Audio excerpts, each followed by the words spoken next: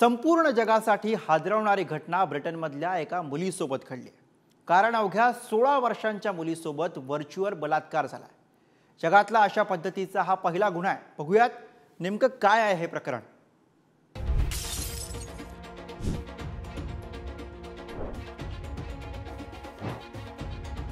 Virtual दुनियेला हादरवणारी बातमी। Virtual दुनियेत सामूहिक बलात्कार, 16 वर्षाच्या मुलीच्या अवतारावर बलात्कार। व्हर्च्युअल दुनियेमध्ये वाढते रिअल गुन्हेगारी। संपूर्ण जगासाठी हादरवणारी घटना ब्रिटनमधल्या एका मुलीसोबत घडली।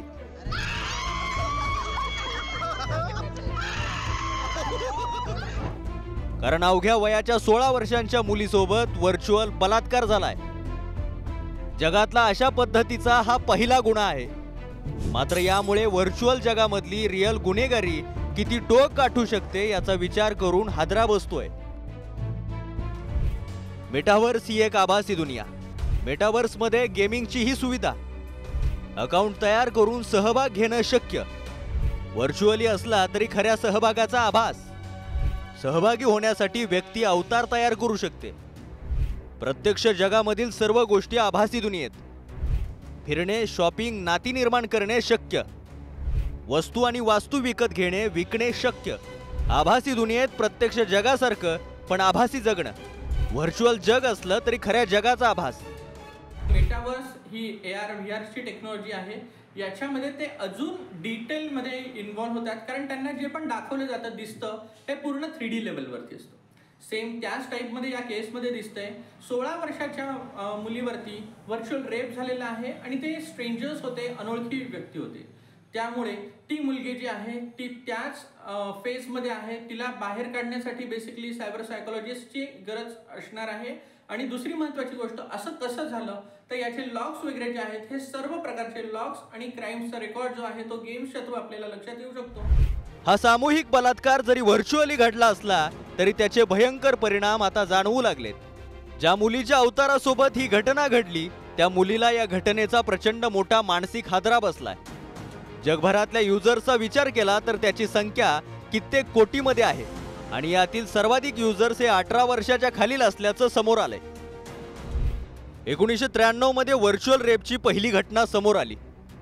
2017च्या रिपोर्टनुसार 49% महिला व्हर्च्युअल बलात्काराच्या शिकार आहेत।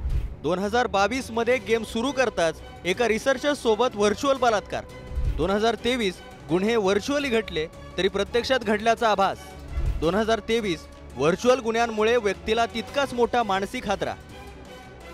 समजा आता एखादी घटना आपल्या भारतात घडली, एखाद्या मुंबईमध्ये आपल्याला एखादा घटना घडल्या, एखाद्या मुलीसोबत घटना जर घडली असेल तर ती आपल्या मुंबईमधील ती राहते त्या भागामध्ये एखाद्या पोलीस स्टेशन मध्ये सगळची सायबर सेलकडे तक्रार करू शकते।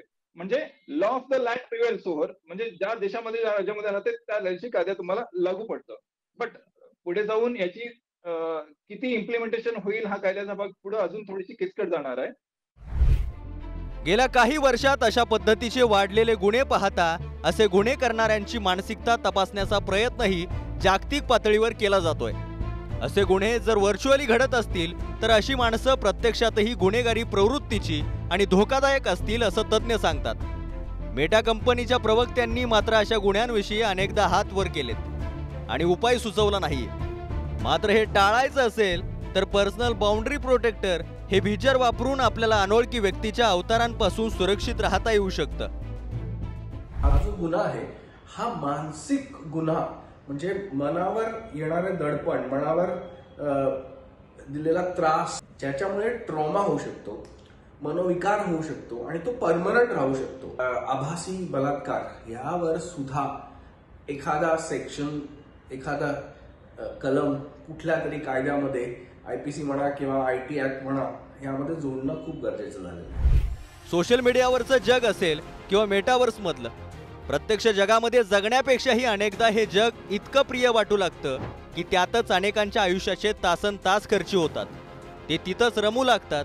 मात्र ह्या जगातले धोके आता समोर येऊ लागलेत। विरंगुळा म्हणून याकडे पाहता पाहता तेच आपलं आयुष्य होऊन बसू नये आणि अशा जगात जगताना सुरक्षिततेचं भान नेमकं कसं बाळगायचं याचीही माहिती करून घेणं आवश्यक आहे। कारण गुन्हेगारी जरी व्हर्च्युअल जगातली असली तरीही त्यामुळे प्रत्यक्ष व्यक्तीचं होणारं मानसिक नुकसान हे रिअल जीवनातही कधीही भरून काढता येणार नाही. यामिनी दळवी, पुढारी न्यूज, मुंबई.